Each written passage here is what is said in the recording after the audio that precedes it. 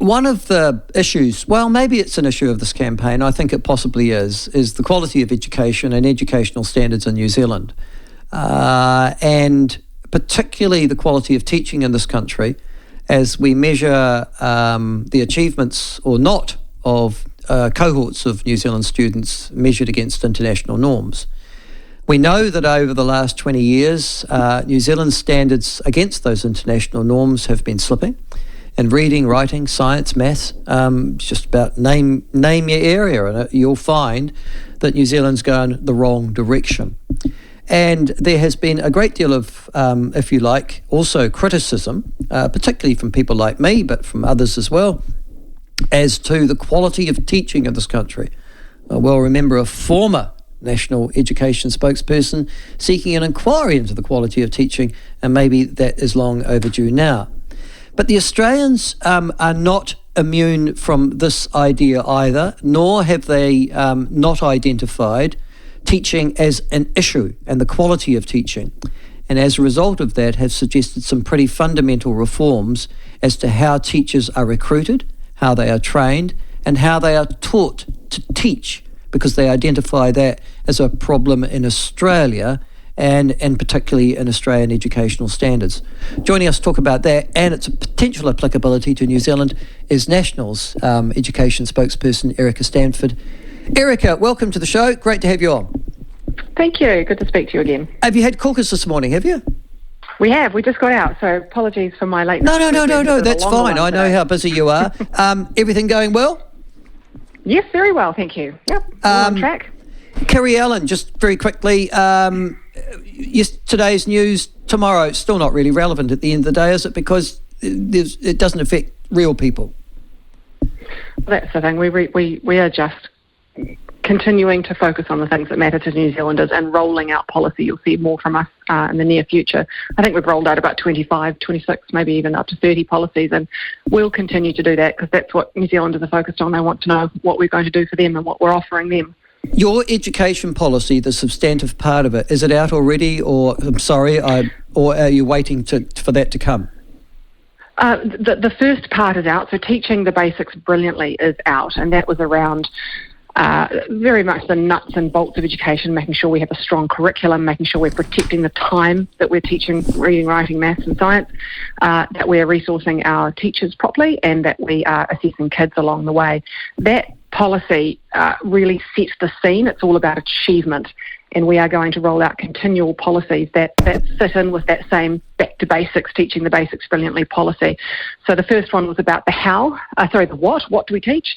And what you'll hear from us in the future is about how we teach it. And the discussion you and I are going to have today around teacher training is very, very relevant. And a lot of where we've gone wrong is not only the way that we're training our teachers, although I'd argue it's a big part, but there are other parts to it as well, like a curriculum that really is a paper-thin document that doesn't give us any guidance on what to teach, and a lack of coherence around the way that we teach, the pedagogy, the way that we teach things. So we have to get all of the pieces of the puzzle right in order to improve achievement.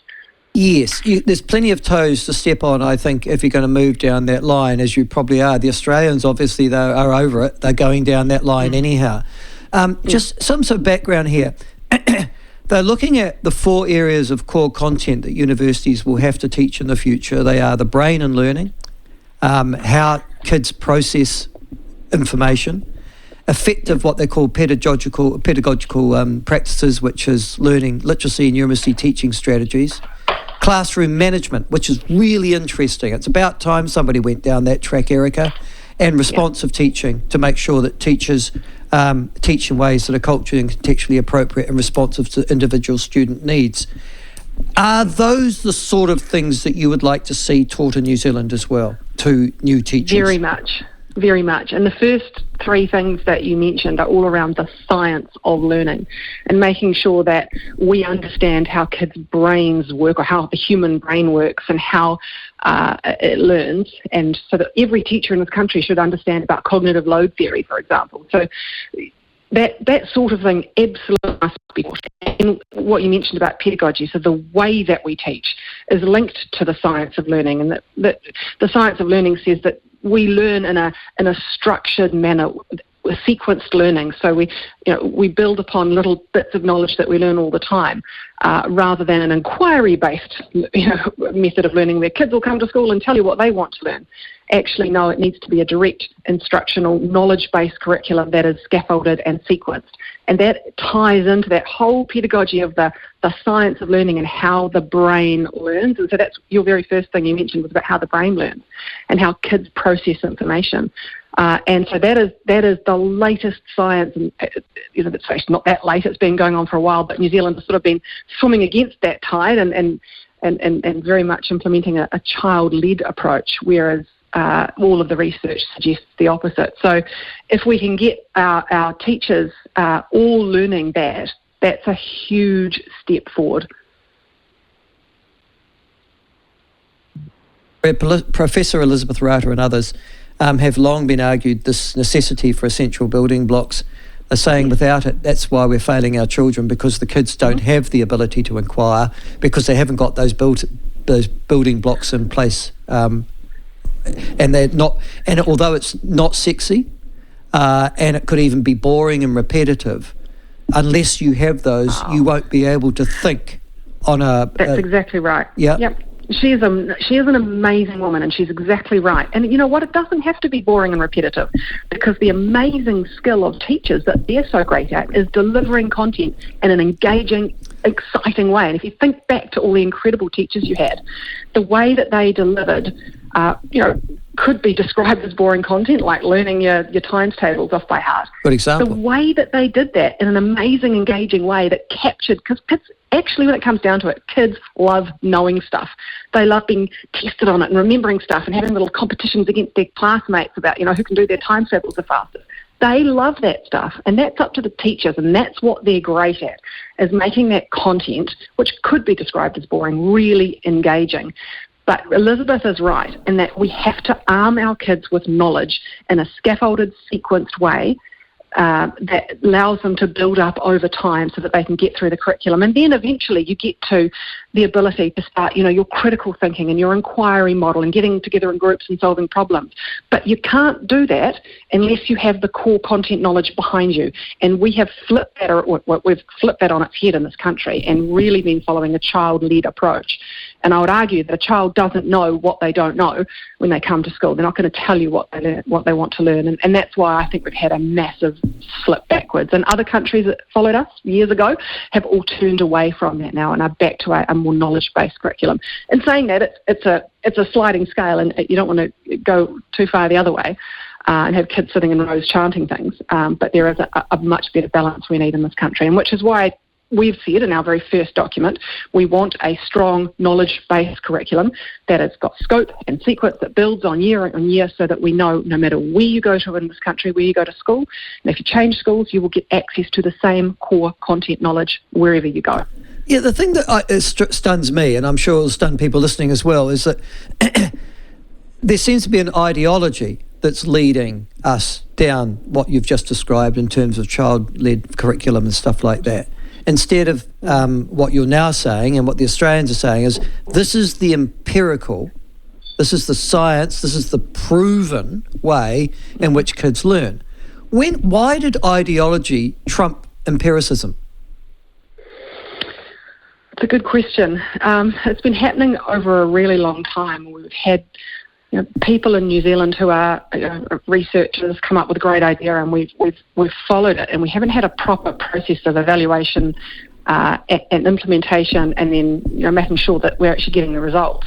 We've done that really badly, so we've done a number of things. So we did the whole word approach to teaching and teaching kids to read in the 80s and 90s, and we just kept doubling down on a bad idea, and everyone around the rest of the world stopped doing that and went back to a phonics-based approach because they knew that was the way you teach a kid to read, give them the decoding skills at the beginning. But we just keep doubling down, and then we have this huge argument, and we just can't, we're not following the science. So there is something to be said for something that sits slightly outside the ministry maybe in curriculum development and pedagogy that is a centre of excellence that says, right, we are going to follow the latest evidence and science around how the brain works and follow that, rather than these weird fads that we keep doing in New Zealand and doubling down on, and then not worrying about, blaming everything else when the results go really badly and go, oh, well, it's poverty and it's this and it's that, and it's, well, actually, no, it's because we've got a terrible curriculum that's devoid of any knowledge. We don't have a common practice model when it comes to pedagogy,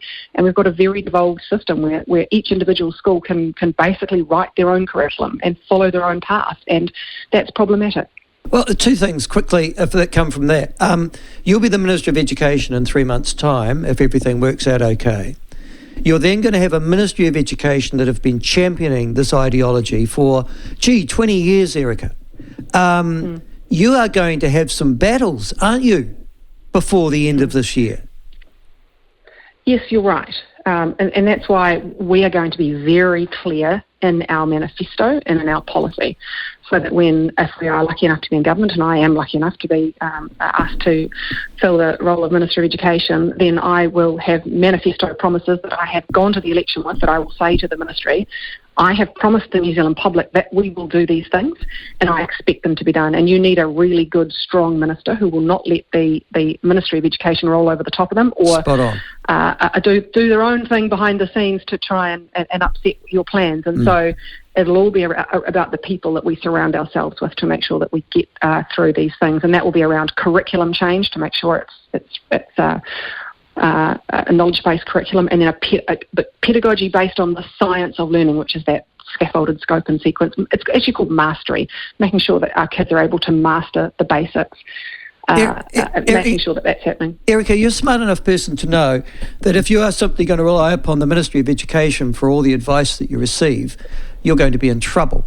Have you got a group of people that you will tap on the shoulder and say, I need some independent assessment or some independent advice, who are expert in the areas that you're talking about?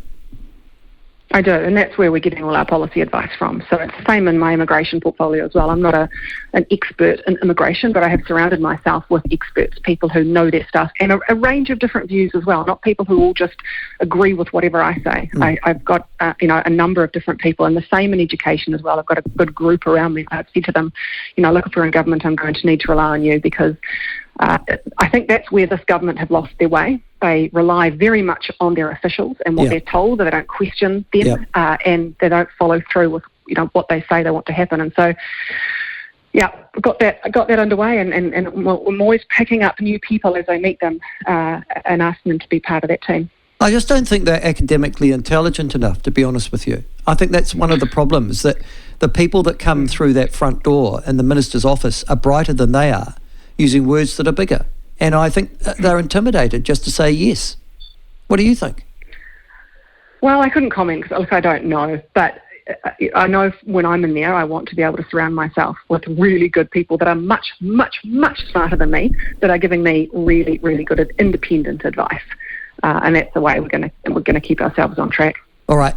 Now, next issue, though, science curriculum. It was really interesting. You've seen the dispute and the debate, obviously, around the draft curriculum.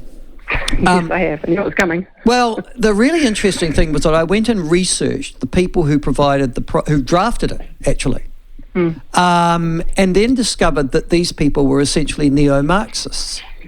And didn't realise that until I researched their background and read their articles in other areas. One of them described herself as a Marxist feminist who needed to challenge the way in which the state operated. And I thought, oh my God, you're drafting a curriculum. Is the part of the problem that the Ministry of Education is going to the wrong people? I mean, for example, the people who wrote the draft science curriculum, they were appointed presumably by the Ministry of Education with the imprimatur of the minister, yes? I would assume so, yes. I don't know, but that's what I would assume. But if that's the case, why would you end up with people who are determined to overthrow a patriarchal colonial society to actually draft a curriculum which they see as part of the problem of Western civilization? Because they've all drunk the same Kool-Aid. Antonetti's drunk the same Kool-Aid. She's on that page. And it's really interesting because I only had 2 supplementary questions, so I didn't have much time left in question time last week. But I said to her, I said, how could you have a curricular draft after months and months of work and have it not mention biology, physics and chemistry? And her answer was, the final document will have those things in it. So she's obviously realised it's had a massive kickback, and every single science teacher and head of department I've spoken to in New Zealand, apart from one, is absolutely appalled. And a number of them have said, the overseas ones have said, I'm going home. I'm not teaching this. This is ridiculous. So I think she's realised there's been a bit of pushback, but she was overseeing that, and she would have seen the draft before it went out and said, yep, this is great to go. But every single science person I've spoken to have said this will take us backwards. And this goes back to what we were talking about earlier around our loose curriculum that doesn't actually set a guideline and framework for what you need to learn and when. If you're looking at biology, chemistry and physics, especially in chemistry and physics, it's a bit like maths. You have to learn it in a scaffolded, sequenced manner. This curriculum doesn't do that at all. It gives you big, broad topics like climate change and the disease and a couple of other things. And by the way, there's only 4 of them over 13 years. If you want to see a kid get bored, well, then give them 4 topics over 13 years. But it goes deeper than that. You have to have a structured, scaffolded way of teaching these subjects. And if you don't lay that out in the curriculum, then what's the point of a curriculum? And also, I mentioned to many people, there are so many schools around New Zealand who don't even have experts in front of their kids. If you think about Northland, for example, they don't have access to subject specialists. If you're a biology teacher teaching physics, what do you teach? Because the curriculum ain't going to tell you what it is you need to teach. And then you get this huge disparity between schools. If you about people who are teaching certain things in biology, certain things in physics, and other schools that are doing a different job. So you end up with this huge inequity, and it always impacts our vulnerable learners and our low debt cell learners the most, because those are the schools who usually don't have access to subject specialists.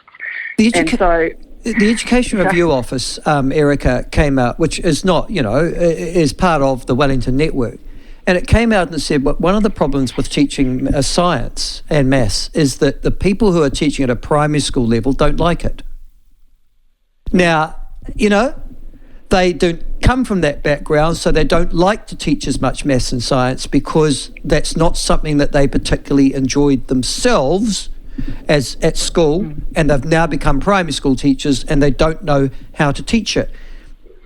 Don't we need to do something about teacher recruitment as well? We do. There's a couple of things in that, though. Our initial teacher education, so our universities and the like, have been letting down teachers for a long time, and that they've kind of been assuming that teachers have mathematics and literacy ability, and so they don't actually teach the content knowledge. And so you've got people like me, because I wasn't great at maths at school. People like me going into teaching, not having a strong maths background, not getting any of the content at initial teacher education. And by the way, the threshold, they say they've got entrance exams, but they are very basic. And then there's no requirement, there's no exit exam on your content knowledge, so no one's testing your maths ability. And there's nothing in the teacher registration, when you go to register as a teacher, that says, hey, you must have content understanding, content mastery, and also pedagogical mastery. Nothing. It's insane. If you have a look at what they're asking you to have to do to register as a teacher, it's a lot of other stuff, but it's not, can you actually teach a kid to read? Can you teach a kid to do mathematics? And do you have good content understanding? So we're failing teachers in a number of ways, and so we've already said in our first policy we have to have an exam, a robust exam, to make sure you cannot graduate from initial teacher education unless you have good mathematical and literacy and science understanding of the content. And then I've been thinking about teacher registration as well, and working with them to make it more robust, that you cannot be registered as a teacher unless you have that understanding. So there's a few ways of doing it, but it certainly is a problem. And then not only do you have people coming into the sector and being trained, you've got thousands of teachers who are already in service, who we have failed through initial teacher education. So what do we do about them? And you could do professional development for 10 years and it still won't touch the edges.